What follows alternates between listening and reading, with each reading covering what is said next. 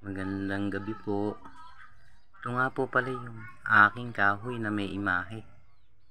Pagmasdan nyo pong mabuti. Para po sa akin, isa po siyang taong nakadipa or nakapako. Ito po yung kanyang mukha, ang kanyang katawan, ang kanyang brasong nakadipa. Yan po. Siya po ay nakaukit sa isang kahoy na nakuha sa dagat. Pagmasdan nyo pong mabuti. At ang kanya pong likod ay eto. Ang kanya pong likod, yun po ang imahe ng kanyang likuran. Isang napakagandang ukit.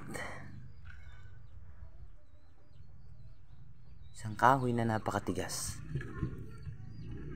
Pakinggan nyo po ang tunog.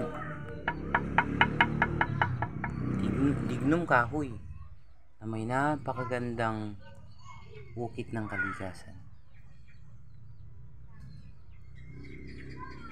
Yun po.